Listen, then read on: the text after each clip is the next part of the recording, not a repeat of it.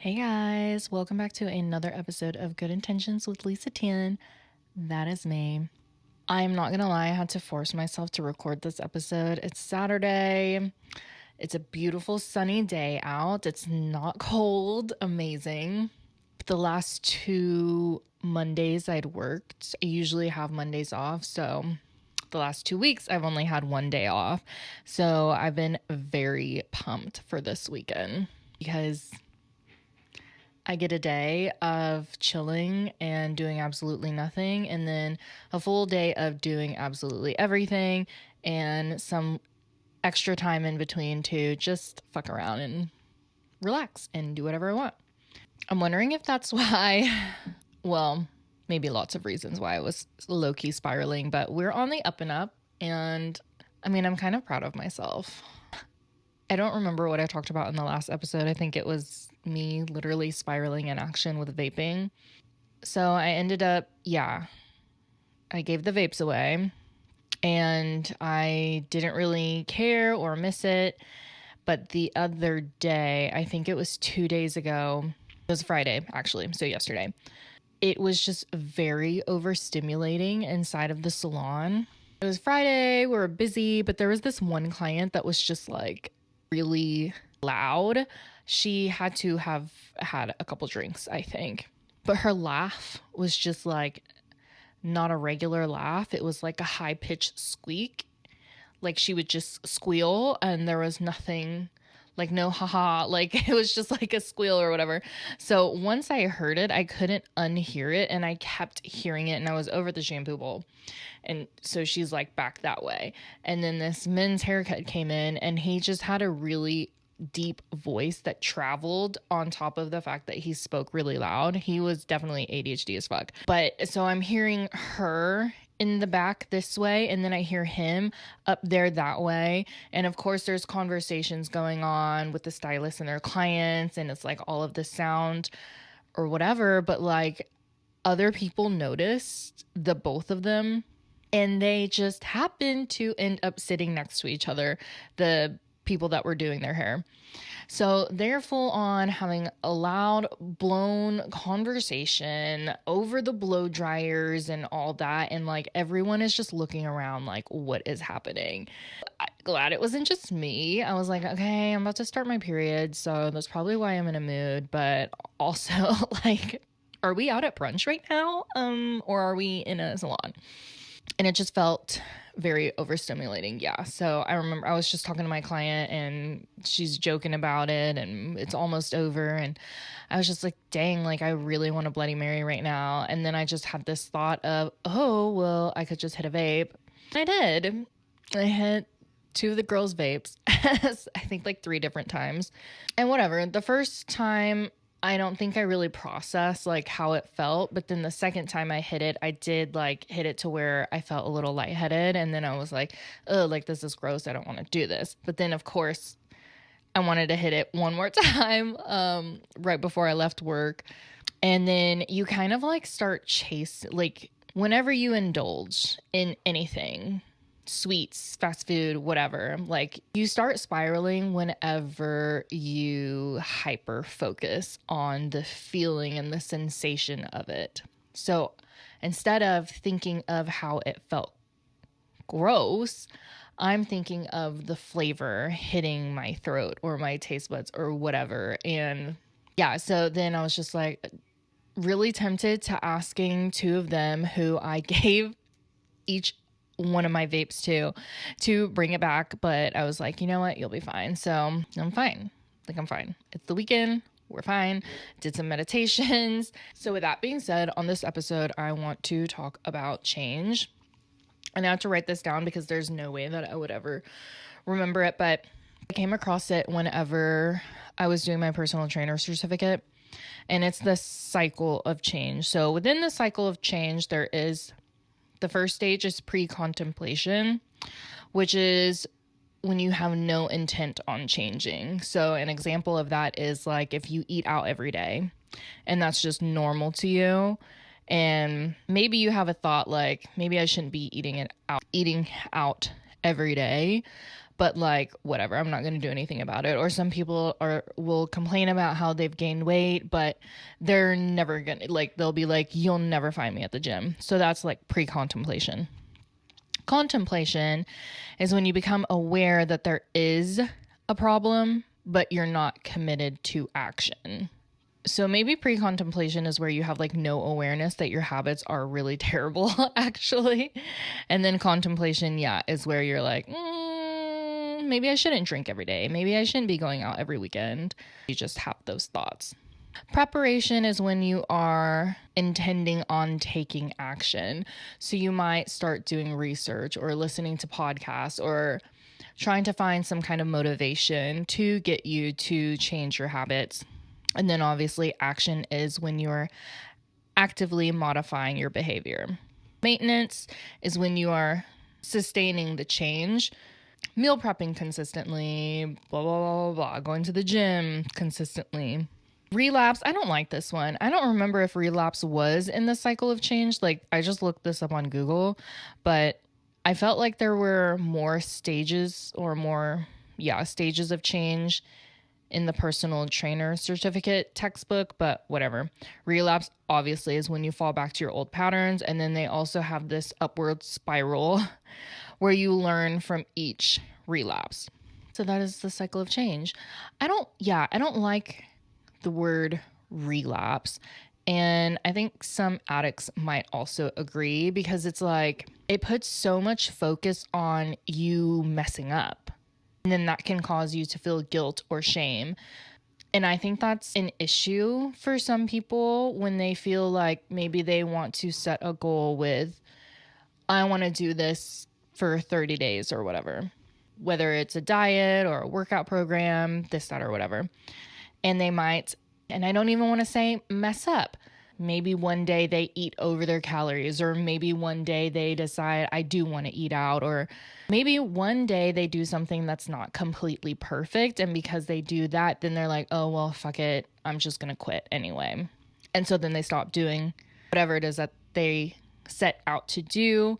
And then you may feel, again, like guilt and shame. So then you might overindulge in whatever it was that could have just been, like a 1 or 2 time thing for you to then be kind and compassionate to yourself about that. And then just continuing to move forward. That's literally how progress works. But some people stumble across that mental block to where, well, I messed up. What's the point? This, that, or whatever. And then they just quit. And that happens because changing is hard, right? You've been a certain way for however many years you've been alive, and majority of those years not even being aware of these habits that you have. And now it comes to your attention that, oh, I'm eating out all the time, or I'm eating dessert every night, or I'm overeating, I'm doing this, I'm doing that, I'm smoking weed, I'm vaping, blah, blah, blah, blah. Maybe I don't want to do this anymore. You have been in that habit and that routine for an X amount of time, and doing those things brings you some dopamine, comfort, makes you feel good, it tastes good, everything's like a feeling, right? And for you to just completely stop, that's hard. Changing is hard.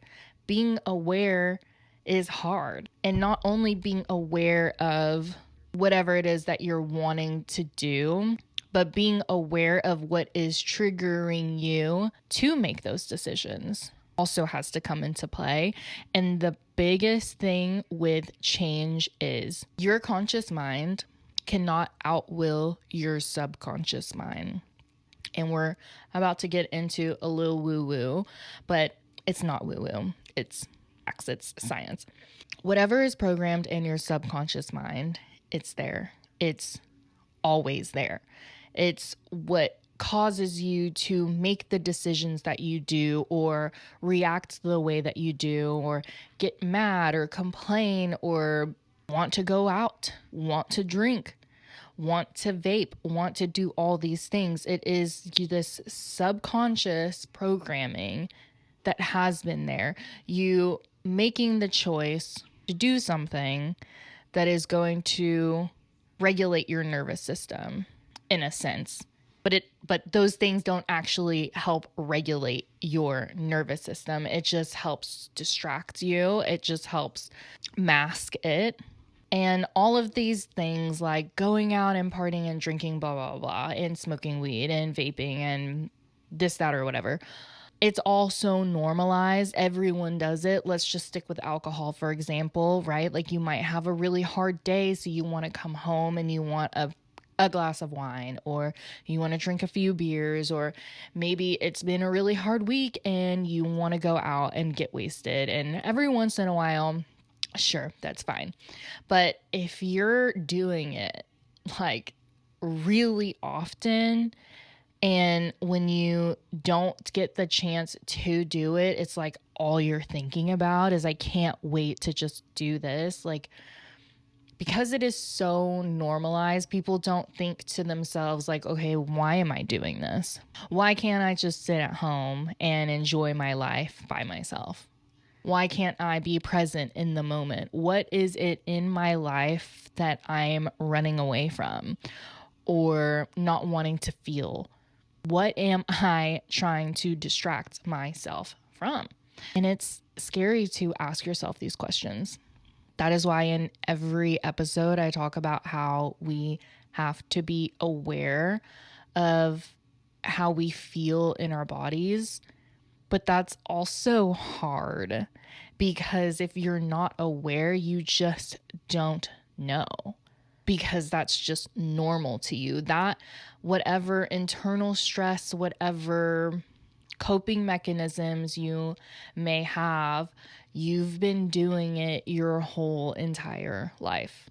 Maybe not the alcohol sense, but being on your phone or whatever. Maybe you try to control things in your life that give you a false sense of security, stuff like that. Like, I was listening to this podcast yesterday. It's a Mel Robbins podcast, or she was a guest on Lewis House. I don't know. I listened to a few Mel Robbins stuff the last few days, but one thing she talked about was for 40 something years, she was a huge control freak and she was extremely anxious, but she had no idea. She did not know. That was just normal to her. That was just her.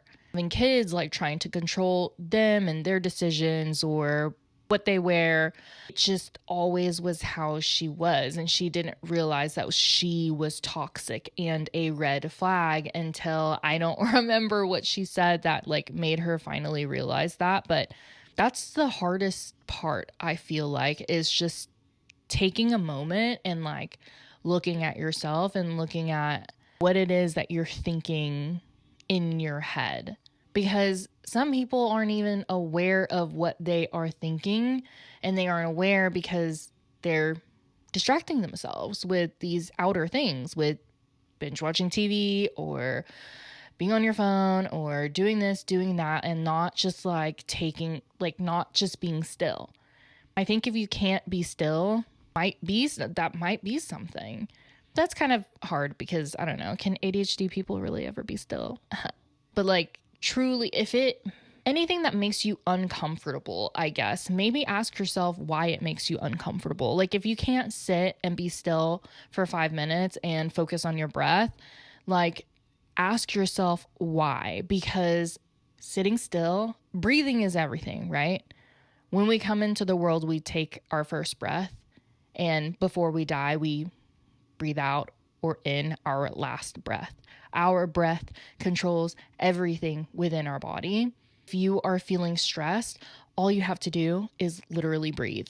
When you are stressed, your nervous system is like overworking. It's stimulated. And when you take deep and slow breaths, there's different types of breathing. There's a longer inhale, like a slow, long inhale and a quick exhale. I forget what that does to you, but Andrew Huberman can explain that. Or you can take a quick inhale so I think if you take a quick inhale and a slow exhale, that slows down. And then the opposite can kind of like wake you up. It helps with stress. It helps with anxiety. Meditation is such a powerful tool, but it all is also a practice. And I know I feel like it's something that is so easy to do, but a lot of us just don't want to do it because maybe it's just boring, or you feel uncomfortable because you're so used to your nervous system being a certain way that just simply breathing and calming yourself down makes you feel alert. Oh shit, we can compare that to being in a relationship. So I finally finished Why Men Love Bitches, and now I'm back onto this book that I started. It is called How to Be the Love You Seek by Dr. Nicole LaPera. And it's basically about healing your inner childhood wounds and being able to heal yourself. That way you can show up in relationships as a better version of yourself. So when you're raised, if your parents are anxious, you might be more likely to be anxious. If your parents are controlling, if your parents aren't emotionally available, if your parents were abusive, whatever, however they feel, if they're angry, this, that, or whatever, you can sense that, and that affects how your nervous system reacts. So with my mom, I guess for an example, very hot and cold sometimes. Growing up, sometimes she would, if you go up and ask her a question, she might be mad and snap or whatever. Or sometimes she might be I don't know, really loving. And that made me learn to just not say anything, basically. So that part, that familiar part, I found in my ex-husband. The back and forth, the explosiveness, the being uncomfortable with confrontation, that part. But if you don't have that awareness, that can just be normal to you. So if your parents did fight all the time, then you can end up in a relationship where y'all fight all the time. If your parents didn't, whatever toxic traits that they had or didn't have, or how their relationship was you growing up, witnessing that, feeling that energy, that's all just normal to you. Or maybe you can be aware that it's not normal, but because you weren't able to feel safe in that environment, that now that when you're an adult and you're in whatever, it could be a friendship, it could be a relationship with a partner, no one taught you how to regulate your emotions and regulate your nervous system. So if your partner is trying to communicate to you about something, you might take it personal. You might not be able to. You might get defensive. You might have a fear that they're going to leave you. And this is all attachment styles as well. All of that is just in your head, when they can simply just they could just simply be bothered or upset or whatever about something, and they're just trying to talk to you about their feelings. But because you didn't have a good guide of what a healthy relationship looks like, so therefore you don't really know how to show up in a relationship or communicate in a healthy way. And that's with relationships with other people, but there's also relationship with yourself. So if you had parents that were not emotionally available and they didn't provide a safe space for you to be able to talk about your feelings, talk about whatever, you're feeling sad, this happened at school, blah, blah, blah. It's been ingrained in you. Whatever it is that you did as a kid to, distract yourself or to soothe your own self, basically. You might just go hide in your room and, I don't know, do anything, clean or I don't know, you try to control your outer environment because it helps you feel safe, or you might just watch TV, hide, blah, blah, blah. Whatever it is that you chose to do to help cope with the fact that your nervous system is acting up right now and you don't know how to soothe yourself. So you're doing all of these other things instead of being able to feel what it is that you're feeling, communicate that with someone, and then that being able to like dissipate basically. And again, awareness, a lot of people just aren't aware because that's just how they've been their whole lives. And they think that's just it. And there isn't, I don't know, anything wrong. Not that I'm saying there's anything wrong with anyone, but I mean, really think about it. Like, are you always stressed? You know, there are some people that I come across, whether it's a client or coworkers or whatever, where they're always in a state of like stress. This is happening, or this is happening, or this isn't happening. This person's late, or blah, blah, blah. And everything's just like just me acting like that is starting to make me feel stressed. Like just you can sense like that energy. It's just very like quick and fast and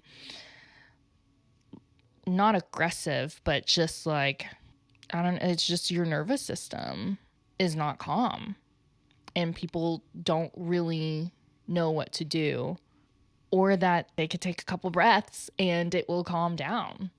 So the process of change, when you finally have a thought, hey, maybe this isn't good for me. Hey, maybe I should change this. Hey, I want to try this and be different. I want to grow. I want to do this, blah, blah, blah, blah. Right? Like you have these great ideas and you start them. You're going to come across your subconscious because your conscious mind cannot outwill your subconscious mind. So if you're not aware of your limiting beliefs, it's going to be very difficult for you to change anything.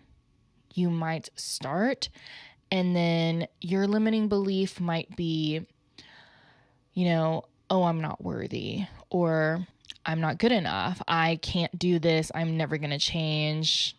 I'm never going to lose weight. I'm blah, blah, blah.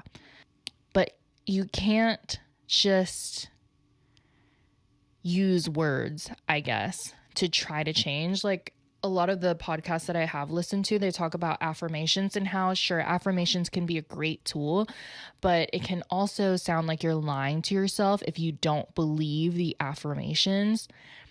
And that is a little problematic. Like if people are like, fake it until you make it, because you might feel like a fraud. And that is also a limiting belief. So like deep down, you genuinely don't think that this beautiful, amazing thing can happen for you, or that you deserve this, or blah, blah, blah. You can't just tell yourself that this is going to happen and it's going to happen, right? If you don't genuinely believe it. So what do? You have to embody it. Visuals. Think about, okay, like let's just use love an example. You feel it in your body, what it feels like to be loved, what it feels like to be in a relationship with someone who loves you and that you love them, what it feels like to hug someone that you love. Like all of those good feelings, you feel it in your body. You visualize the person or the action of hugging or whatever, and like that is going to be a good positive trigger to bring you back. Because when you slip up and make a mistake, or when you have that negative thought that comes up, what's going to keep you from spiraling? So on my whole journey, I have spiraled. And in the past, when I do spiral, it can go on for like weeks and weeks and weeks. And it would be, you know, maybe I want to eat fast food and then I'll get that. And then in the moment it satisfies me and that's great or whatever. But then the next day I want something else. And then I tell myself, well, no, let's at least try like to go at least another week. But then I might start to have these thoughts where I think to myself, well, I already ate out the other day, so I might as well just eat out again today. And then I'll start like this will be the last time. And then I'll give in. And then the next day or the day after that, I might have another craving for like Doritos or some shit, like chips, candy, blah, blah, blah, because I already got the fast food and now I want the junk food. And I might be able to have the thought of like holding myself off on that. but I can literally talk myself into chasing whatever feels good, because for me, it feels good eating those things, right? It's comfort, it's dopamine or whatever. So then I'll do that, right? I'll go to the gas station and I'll get some hot Cheetos it's always multiple things. And then the weekend will come. Okay, well, now I want to go out and I want to drink. And then I'll do that. And then because I've already spiraled, I will continue to, like, that the next weekend I might want to go out and drink and blah, blah, blah. And because I'm out and drinking, I'm going to want more fast food. And it will just like compound onto each other until I feel like really bloated and not great. But by then it's already been 2, 3, 4 weeks, maybe 2 or 3 months. And then I start over. And because I've spiraled for so long, you start to feel, shame or guilt or whatever. Like, why did I do that? So I personally feel like I've come quite a ways away because I did a mini spiral. I ate out like a few times, but I don't ever feel bad about it, because that I feel like can cause you to want to spiral even more, because you've made a choice that doesn't help you with your goals, and now you feel bad, and because you feel bad, you want something to feel good, so then you go and do whatever it is that you shouldn't do to make you feel good. If it's junk food, fast food, sex, alcohol, blah, blah, blah. And again, that is how we cycle, and it just goes on. But what reels you back in? Like, you have to force yourself to get back on track. And what helps me is I will force myself to meditate again, because that is the biggest thing. I do notice that if like I skip 2 or 3 meditations, or if I'm not listening to whatever podcast, I might be listening to music, and music feels great or whatever. And then I'm like, oh, I kind of want to go dancing. And then if I think about dancing, then I'm like, oh, I might maybe I want to drink today, and blah, blah, blah, blah, and food, this, that, whatever. Whenever I start my podcast, meditation, it just helps you get back into the moment. It's like, I forget what that's called, but like a sleeper spy or something like that in movies, where they say like Russians have these spies out and they're, just living life, and they answer the phone, and all it takes is for them to say one keyword, and then they switch and they're like an assassin or some shit.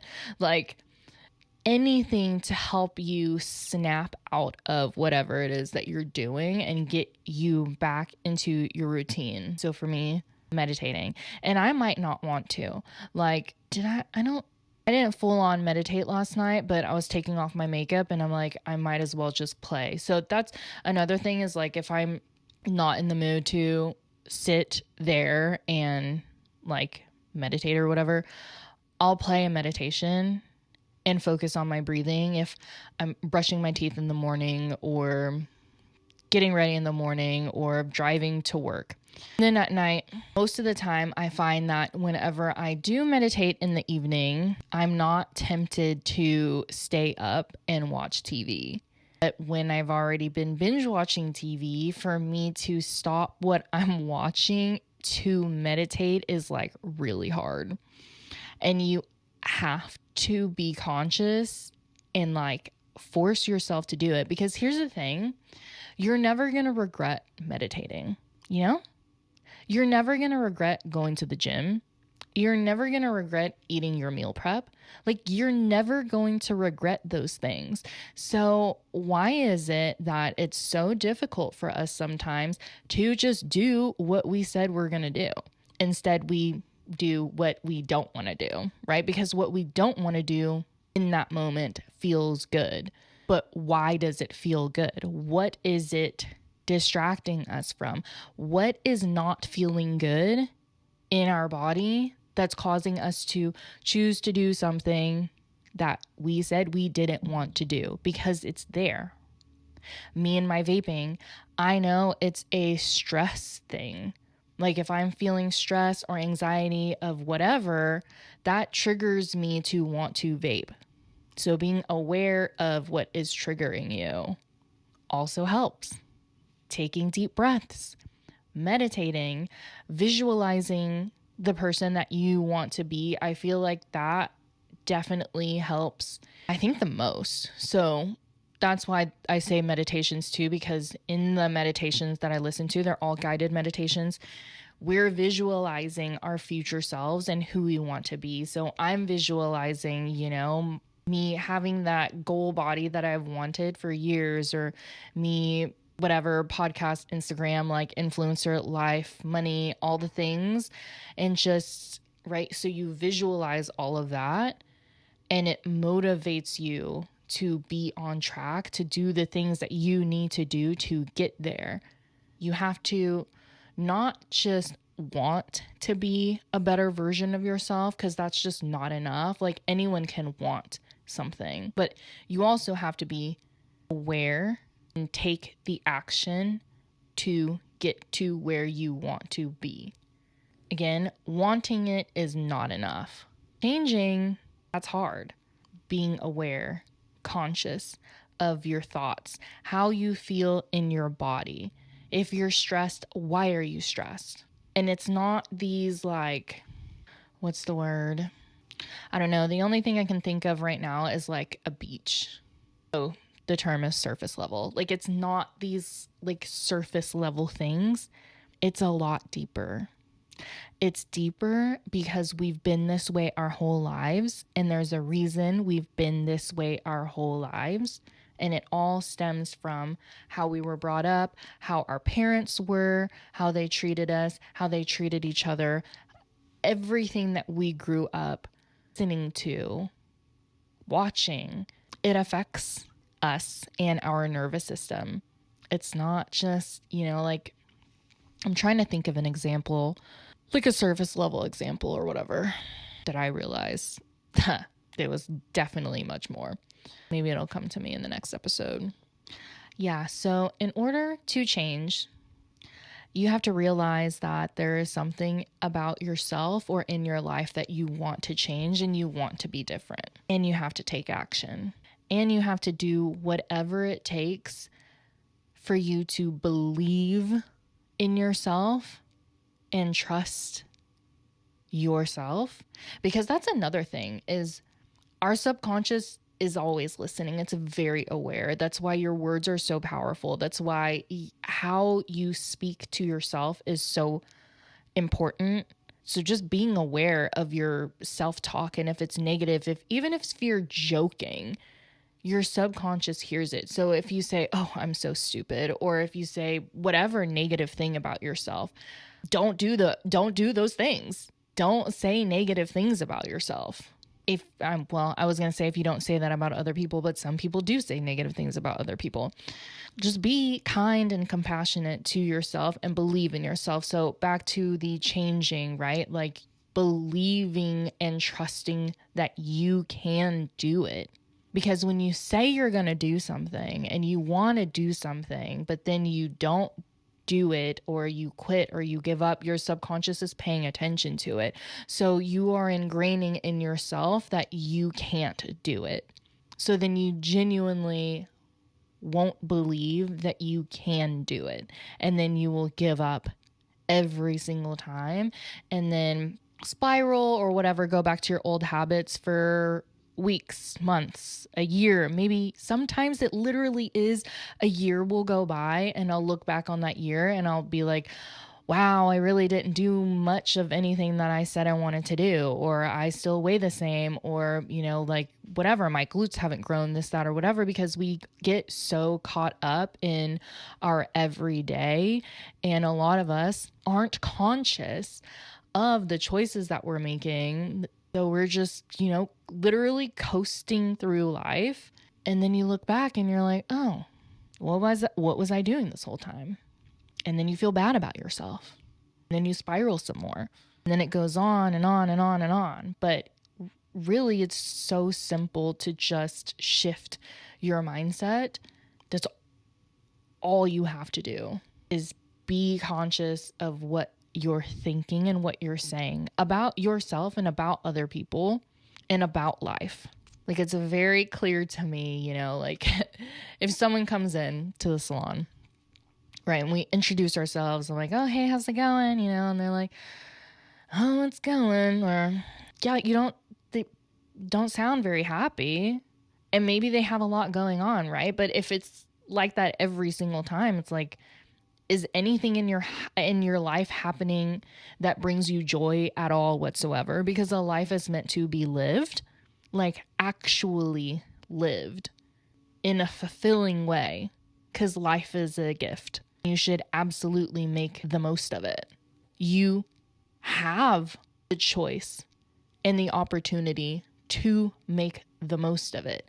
But if you're not aware, if your parents felt a certain way about money or life or whatever, this is just how it is. And in order to make a lot of money, you have to work really hard, like really, really hard, to where you don't have time to enjoy anything, or you have to do shady things to come across money. Or, you know, like if you grew up and that was the mindset that your parents had or whatever, you're probably going to live a suboptimal life where it's just, where you're literally working for what? To pay bills. I can't imagine. Like, I can't imagine life where I wake up and I'm not like smiling. I'm not excited for the day. Like, I'm annoyed that I didn't sleep well and now I have to go to work and blah, blah, blah. There's a lot of traffic, this, that, or whatever. Blah, blah, blah. Like, and everything is just negative and complaining and negative and complaining, and no gratitude for the fact that you fucking got to wake up today. Because life is it's not promised. You could just not wake up. You could get into a car accident on the way to work. Like, anything can happen at any given moment. And you might think that you have all of this time to achieve what you've been wanting to achieve. Or maybe you're too scared to spend money on traveling right now, so you're just going to work and save and wait until you retire. And like, your whole prime life, you're just working and paying bills and just trying to get through. But you will continue to just do that because that's how you've always been, and that's what you will always do. Anyone can change. Anyone can change themselves, and anyone can change their life. You can be, have, or do anything that you want. It's not easy. I'm still struggling, but it's a beautiful journey, and it's definitely a learning process. But the more you learn, the better you're going to get at it. I mean, we're almost through the second month of the year. I think I've only gone out one time, which is kind of insane. Vaping's a struggle, but I just envision and visualize my future self, and she doesn't do that. Because it's not good for your skin, your body, your lungs, anything. It's not good for you. Feels good. Eating habits, I feel like for the most part, it's definitely something I'm the most proud of myself with, because eating, we love being impulsive. Yeah. I think in January I ate out once. I think I did only eat out one time in January. And then this month's been different. This month I think I ate out at Taco Bell twice. Amazing, delicious the first time. Just as amazing and delicious the second time. But I got heartburn in the morning because I ate so much hot sauce. And I was doing legs the next day. I thought I was going to throw up. And that was enough for me to be like, yeah, I'm good. I just want to get into the consciousness of like not doing things that aren't good for me. Okay, so Taco Bell twice. I ate a Brahms. I got a breakfast burrito at Einstein's. Got ramen and sushi. So is that, ate out 5 times. in just about like 1 week. So, but I'm just always thinking, right? So, like, if I'm doing something, I kind of just try to think, like, I try to understand myself, basically. So, those 5 times that I ate out, that was the week after I quit vaping. So, I guess when you like try to understand yourself, it makes it easier for you to be like compassionate and kind with yourself, because I think that that one day when I went and bought a vape after I've already given 2 of them away at different times, like I did mention this, where I kind of just, I felt like, I don't know, I was in a low mood, and I'm sure I wasn't proud of myself for going to buy one, but I had to like actually say, okay, be nice to yourself right now. And when I did say that, like that, I don't know if it was anxiety or stress or whatever, but it kind of just like dissipated. I was like, you know what? I probably need this today. And do you like really need anything? No, but you know, it just helped. And sometimes you need those little things for help, but then you gotta stop. I did not put quitting vape on my bingo card, so maybe there's a reason why I didn't put it on my bingo card, but we're working on it. I feel like, yeah, I don't want to identify as someone that does that vapes, or like, I've never finished one. Just hit it all day every day for 3 to 14 days, and then I'm like, okay, it's time to go, right? Because I can't be like responsible with it. It's just too easy. It's like too easy of an access to dopamine and whatever nicotine does to your brain. So, in the process of changing, yes. Unless you are a master whatever, someone that can just cold turkey anything and like never go back to it again, and is just so disciplined to where you can say, I'm not doing this anymore, and then you just stop doing it, whether it is food, hooking up, blah blah blah blah blah, like, oh my god, amazing, love that for you. But majority of us will struggle with quote unquote relapsing. Ugh, I hate that word. Also, I hate that I just said it hate. Yikes. Anyway, probably will cut that out. In the process of changing, we are going to go through little bumps in the road. Just little hiccups is what I like to think of it, instead of using the word relapse. Like, because again, progress is not linear. You are going to have ups and downs, and it's going to be, not this straight line. It's not going to be perfect. We are going to make mistakes. We are going to have little bumps and hiccups.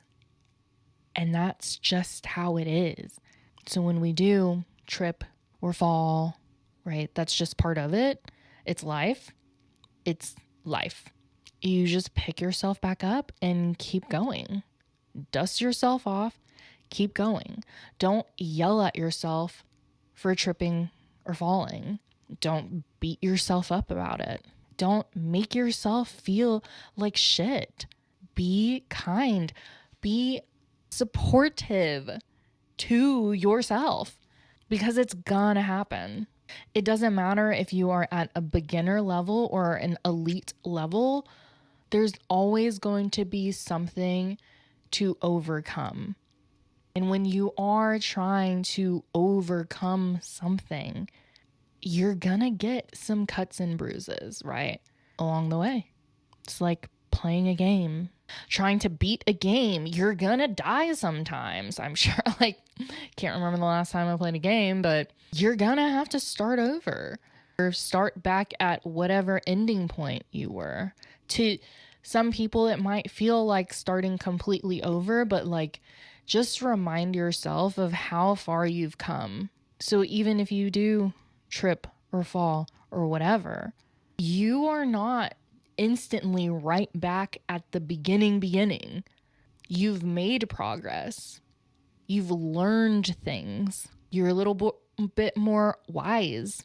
You can use whatever it is that you learned and continue going forward and being even this next time around, you're going to be even better than last time.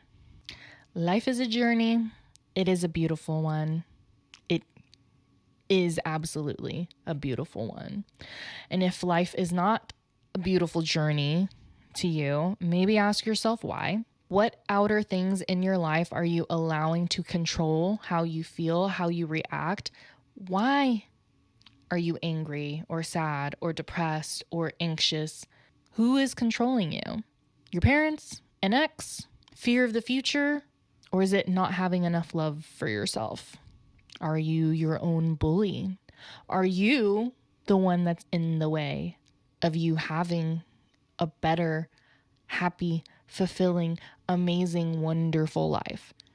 Because, I mean, it is your life. And you are not the victim of your life. You are the director, you're the producer, you're the baddie. You are the main character of your life. You're not the victim of your life. And your life can be whatever you want it to be. So make the most of it. Thank you guys for listening. I will see y'all next time. Bye.